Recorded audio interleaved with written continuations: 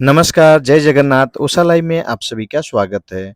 आज हम पहुँचे हैं दिल्ली के जनकपुर स्थित जगन्नाथ मंदिर में। अब श्रद्धालुओं के लिए आस्था का एक प्रमुख केंद्र बन चुका है ये मंदिर। ये भगवान श्री जगन्नाथ जी, भैया बलभद्र जी और माता सुभद्रा जी का दिव्य प्रतिमाएँ विराजमान हैं। ये मंदिर 4 साल से ये मंदिर स्थापना किया गया है।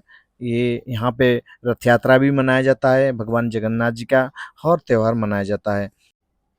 मुझे जैसे-जैसे पता चलता है दिल्ली एनसीआर में जगन्नाथ मंदिर के बारे में, तो हर जगह जाने की कोशिश करता हूँ।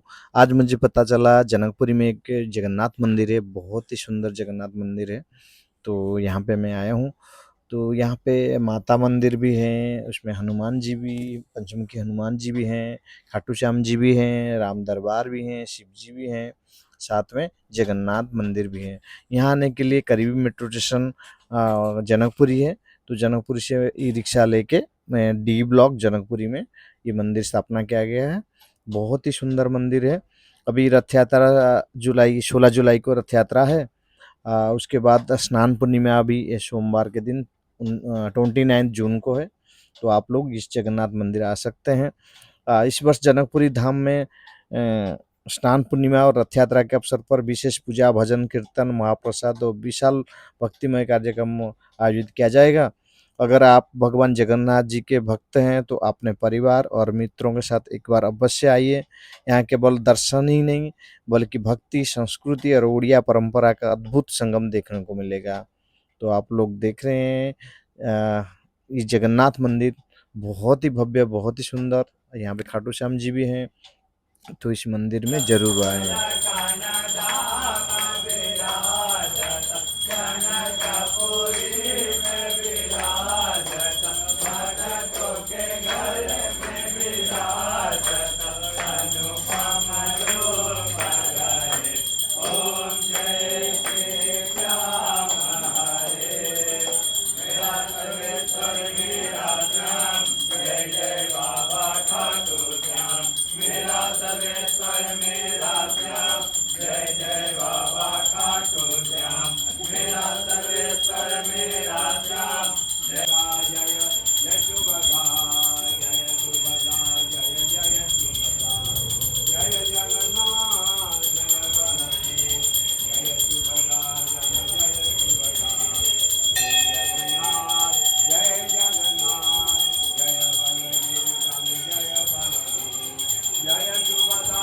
नमस्कार, जय जगन्नाथ। ओशा लाइव में आप सभी का स्वागत है। पहले तो जगतगुरु महाराज जी आपको ओशा लाइव चैनल की तरफ से कोटि-कोटि नमन।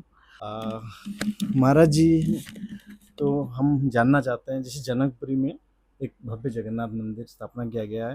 पहले तो मुझे पता नहीं था, जैसे ही पता चला मैं पहुंच गया।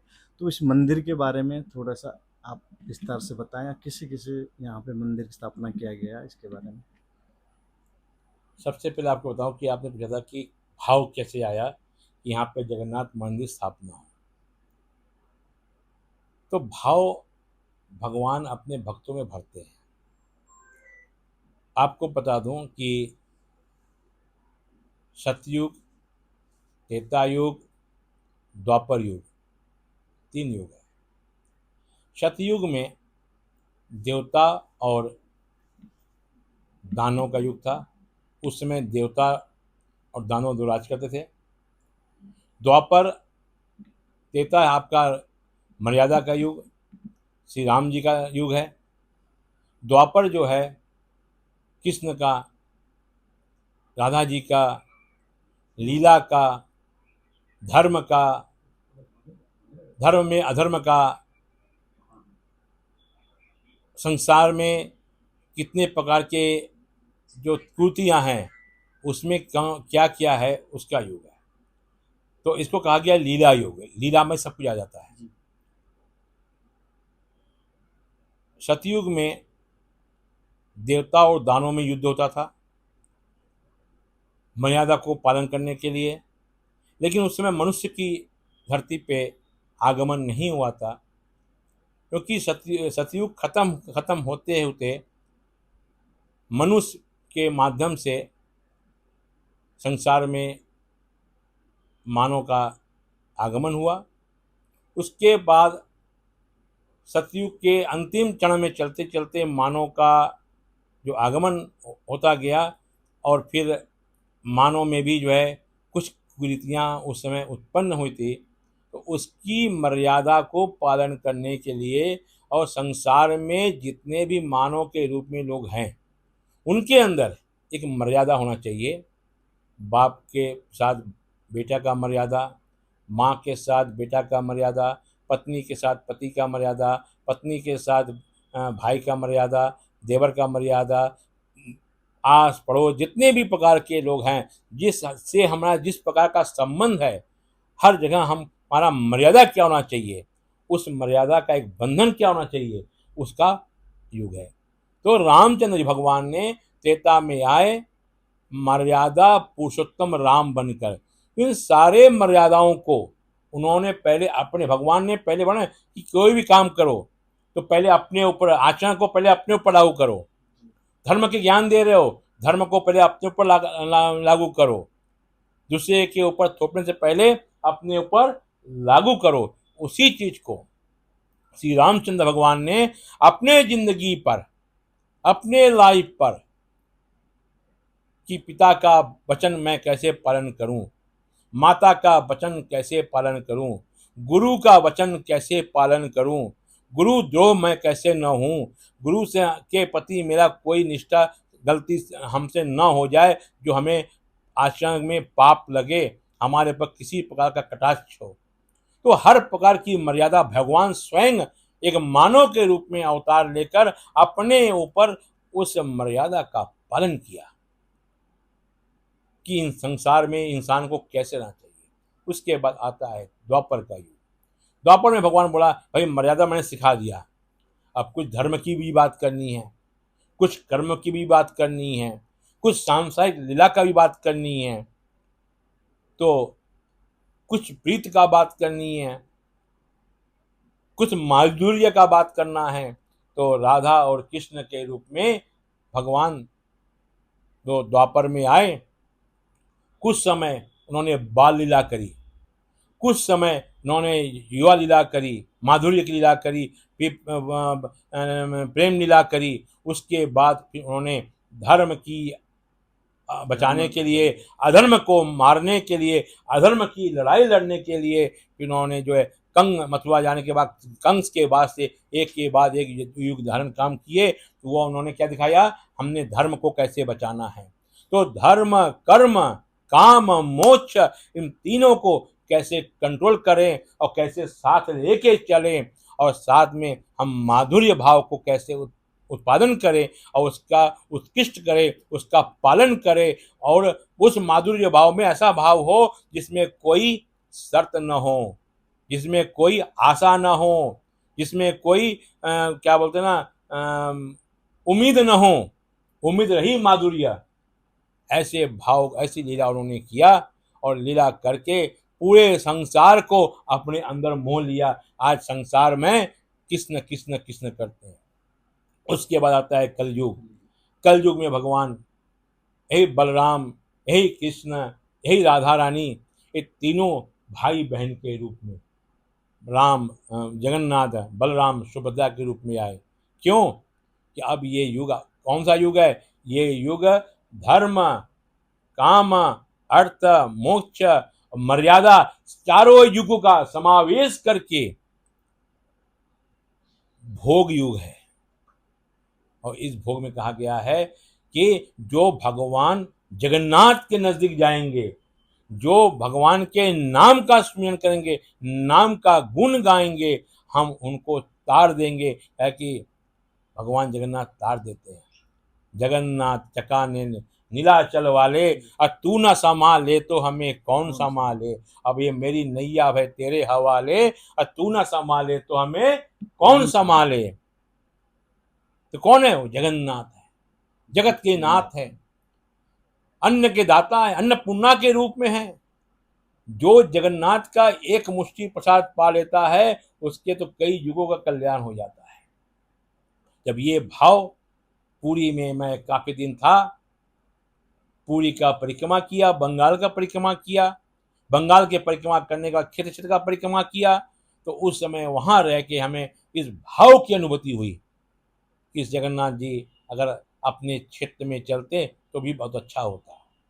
तो भगवान की भी इच्छा होती है कि एक जगह पे हम बैठे हैं, यहाँ पे हर प्रकार के लोग नहीं आ सकते हैं। कोई अस्वस्थ है, कोई लंगड़ा है, कोई लूला है, कोई आर्थिक रूप से कमजोर है, कोई शारीरिक रूप से टूटा हुआ है। हर आदमी सबल नहीं है जो यहाँ तक आ सके, मेरा दर्शन करे, मेरा कृपा प्राप्त करे, तो मैं चलूं उस क्षेत्र में और वहाँ विराजमान होके उस क्षेत्र के लोग का कल्याण करूंगा, उस क्षेत्र का लोग का भला करूंगा, उस क्षेत्र के लोग का जो है आनंद कराऊंगा अपने साथ लेके।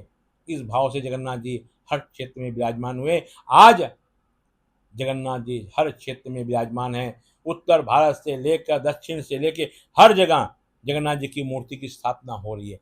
क्यों? लोग के अंदर भाव आ रहा है कि जगन्नाथ जगत के नाथ, जगत के नाथ पतित पावन है। पतित मतलब क्या हुआ? जो पतित, जो पथ भ्रष्ट हो चुका है हर प्रकार से, ऐसे पतित का कल्याण करने वाला जिसको कहते हैं पतित पावन जगन्नाथ। तो पतितों का पावन यानी पापियों को तारने वाले जगन्नाथ जी हैं। और उस जगन्नाथ जी का मंदिर की स्थापना हो तो कौन न करे और कौन ना जाए। तो चमत्कार की बात है। वो भाव हमारे अंदर आया तो मैंने अपने भक्तों से कहा कि जगन्नाथ जी की इच्छा है यहाँ पे आने की। गुरु जी अगर आएंगे तो बहुत अच्छा होगा। आएंगे कैसे? हमने वो खुद आएंगे, ये उनकी लीला है। अब कैसे? छोटा सा मंदिर था, 6x6 का कमरा था, हम बोले इसी में बैठाना है। अब मूर्ति छोटा ऑर्डर किया मैंने, मूर्ति बड़ा हो गया, मूर्ति के ऊपर छेनी नहीं चल रही है। बोला कि कलाकार बोला है महाराज जी कास्ट कट नहीं रहा है, मेरा छेनी थोड़ी टूट जा रहा है, जगन्नाथ जी हमको छोड़ दे रहा है, आप जैसी अवस्था में ऐसा ले जाओ, बड़ा बड़ा है। बोले हमने कहा भाई हम तो पैसा दिएंगे छोटे का, हम तो बड़ा लकड़ी का पैसा आप अधिक मांगोगे, लगा आप हमको कुछ मत देना, आप जगन्नाथ जी ले जाओ, आप हमको कुछ मत देना, आप जगन्नाथ जी ले जाओ, क्योंकि ये इसी रूप में आपके पास जाना चाहते हैं। अब यहाँ पे आए, जगन्नाथ जी बैठे करे, फिर 2 महीने के अंदर पूरा तोड़ के बनाया गया बड़ा कि जगन्नाथ जी के कहाँ बैठेंगे।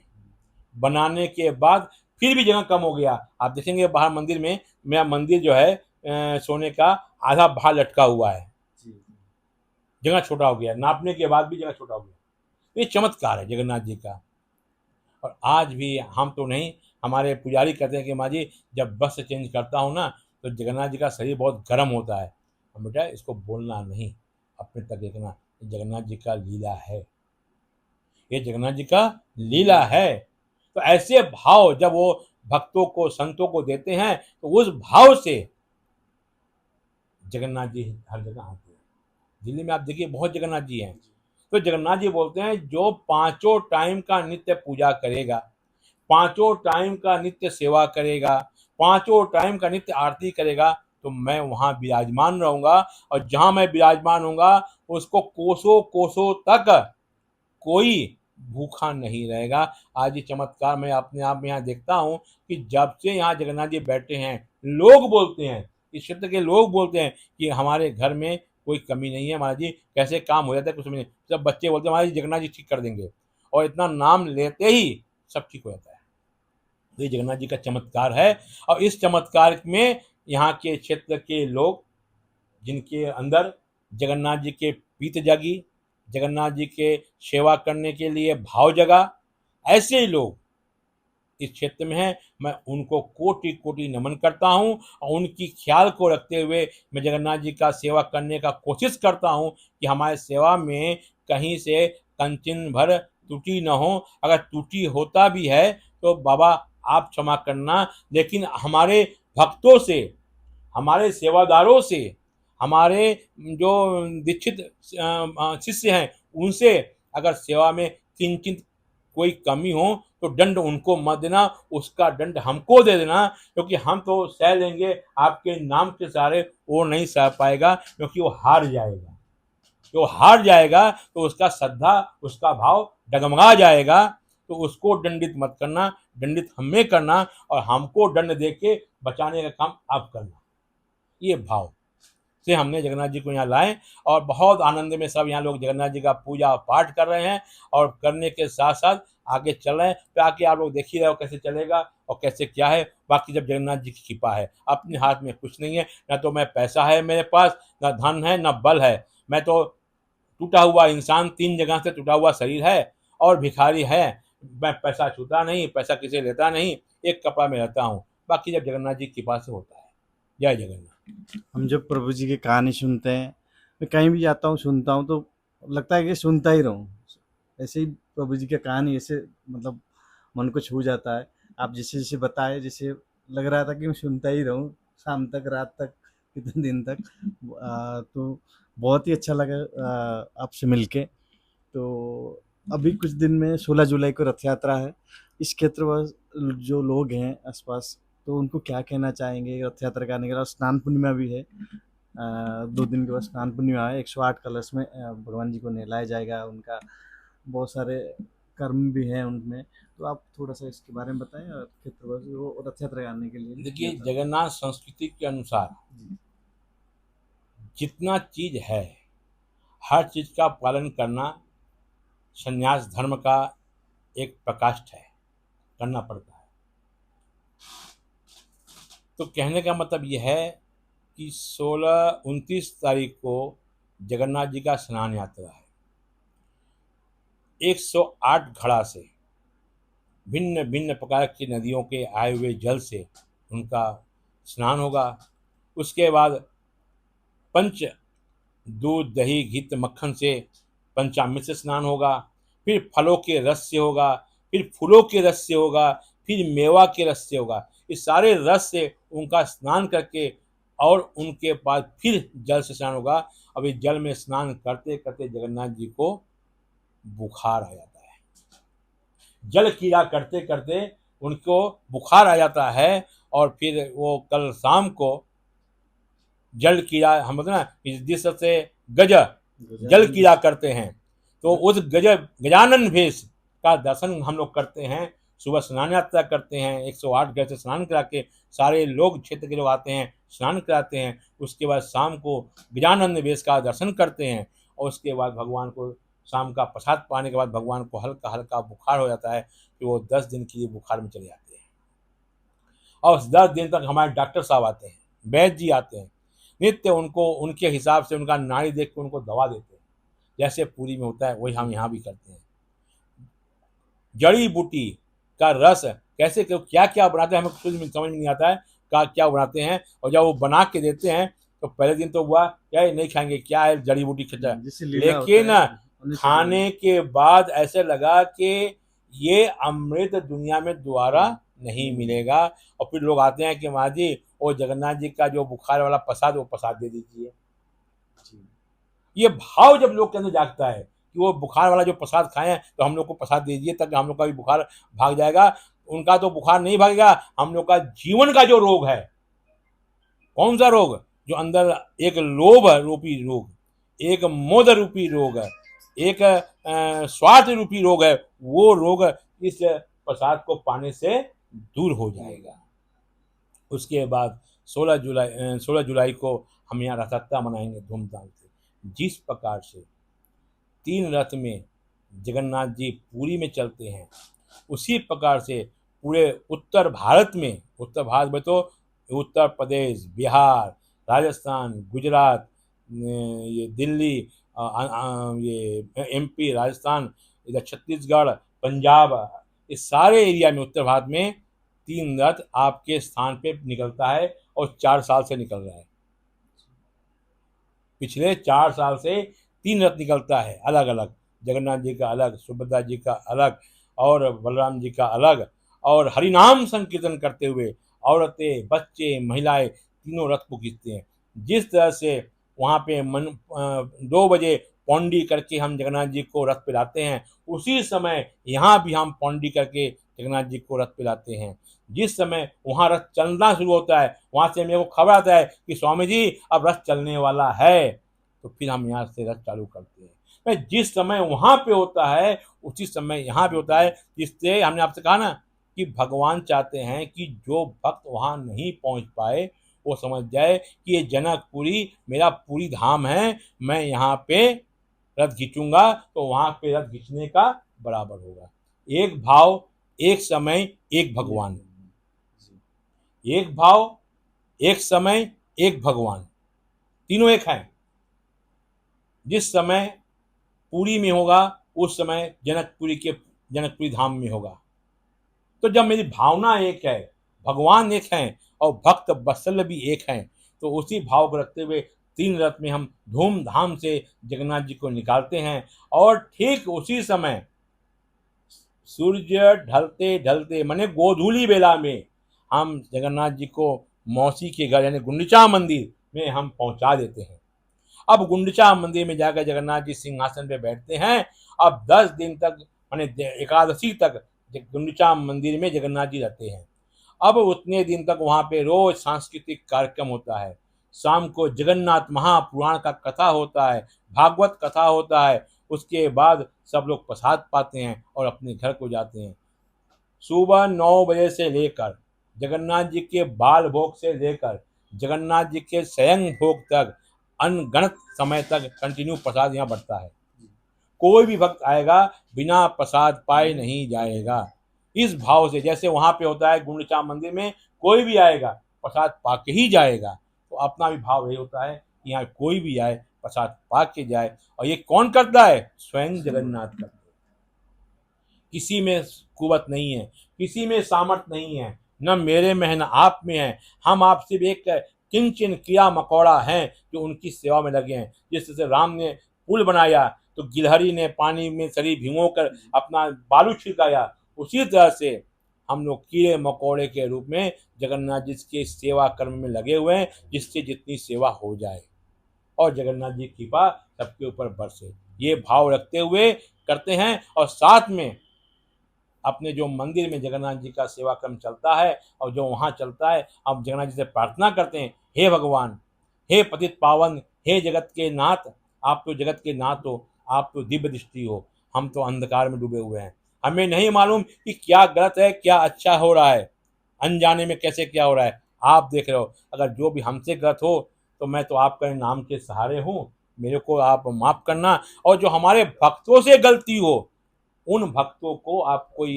दंड मत देना, उनके ऊपर कोई आप ऐसा पहाड़ मत करना कि उनका विश्वास, उनका आस्था, उनका श्रद्धा डगमगा जाए। वो गलती करे उनको और उन्नति करना, उसकी गलती का फल हमें देना और हमें उसको सहने की शक्ति देना, यही हम प्रार्थना करते हैं। और इसी के साथ हम आपकी मीडिया को भी बहुत बहुत साधुवाद, बहुत बहुत धन्यवाद, बहुत बहुत हम जगन्नाथ जी भगवान से प्रार्थना करते हैं कि वो आपके मीडिया के ऊपर इतनी कृपा बरसाए, इतनी कृपा बरसाए, आपकी मीडिया के माध्यम से जगन्नाथ संस्कृति का प्रचार दुनिया के कोने कोने जन जन तक पहुँचे, यही मेरा प्रार्थना है। और आपका मीडिया खूब आगे बढ़े, आपके मीडिया में जितने लोग लगे हुए हैं वो सब आगे बढ़े, सबका कल्याण हो, यही जगन्नाथ भगवान से मेरी प्रार्थना है। जय जगन्नाथ, जय जगन्नाथ, जय जगन्नाथ। जय जगन्नाथ, जय जगन्नाथ। जगन्नाथ स्वामी नयन पथगामी भवतु। कपड़ा वाला है।